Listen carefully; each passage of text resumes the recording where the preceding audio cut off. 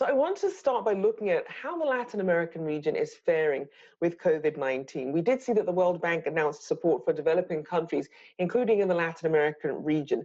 Do we know how that sort of funding will be distributed in terms of the sectors and the regions most in need? Absolutely. Look, it's a very important source of multilateral funding for a region that is now coping with the economic and social impact of COVID. Traditional multilateral lending is allocated to states and municipalities, which are on the front lines of dealing with the public health issues and focus on physical and social infrastructure. So usually they fund specific projects in healthcare, education, roads, hospitals, stuff like that. So it's a very important source of, of funds to a number of local governments that are cash strapped at this stage. And as we look at some of the governments in countries in the region, what are some of the tactics that they're using to balance their economies with COVID-19? And also, how are those policies working so far? Look, this is an unprecedented set of issues that they are facing, a sudden stop of activity that's going to lead to a very significant contraction of real GDP. Is going to have also a significant impact in the labor market. And the way they have reacted to it is by easing macroeconomic policy. We have seen most of the central banks in the region cutting rates aggressively, also embracing a number of measures to expand liquidity in order to facilitate credit to the economy. And on the fiscal side, most of the fiscal authorities have basically embraced very large fiscal expansions with extra money is allocated to the healthcare system, which is overburdened by COVID. Also, financial assistance to states and local governments, which have seen their revenues depleted by the recession and are also required to spend extra funds to support the healthcare system. And finally, most of the governments have also trying to broaden and deepen the social safety net and also provide some type of financial relief to the corporate sector to make sure that they will be in good shape for the day after. So they will be in business post-pandemic. Now, a lot of economists are predicting that a lot of economies that had strong underlying systems in the first place would be able to bounce back faster. But what are the countries that concern you most in the region?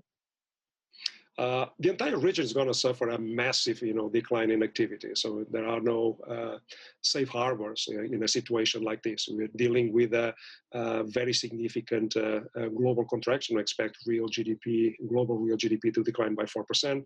Most of them have also dealt with a decline in the terms of trade, driven by the decline in commodity prices. And now the enemy is within. They're also fighting their own viral outbreaks. But there are countries that have pre-existing vulnerabilities, which will be exposed and perhaps exacerbated in a situation like that. I'm concerned about countries that do not have macro flexibility. I'm talking about Argentina and Ecuador, which was already crippled by very high debt burdens and where macro policy is not necessarily being run on conventional terms.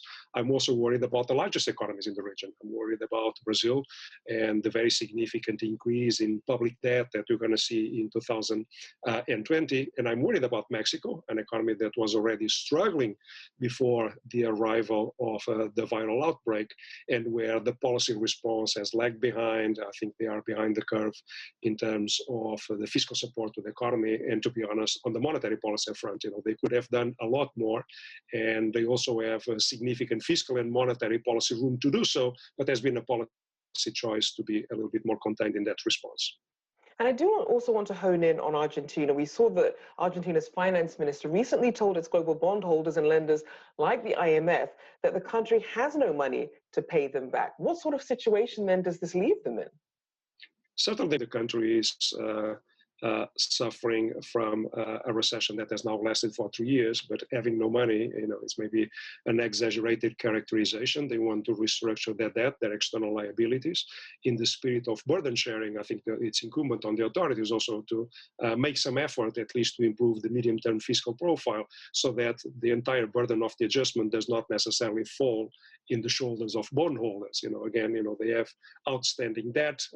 Part of that should be repaid, and part of that should come from a genuine effort on the fiscal side from the authorities to identify resources to at least serve part of that debt. And just very quickly, we have about 20 seconds. If there is one sort of reform or fiscal policy adjustment you think could really help the region bounce back after this, what would it be? Oh, there are so many. The region is finding it quite difficult to deliver acceptable growth rates and to improve, the social map or the social face of the region. I would say the region needs to trade more. They need to save more, they need to invest more, and they need to educate more. That's an agenda that has been pending for several years. I think it became just more urgent.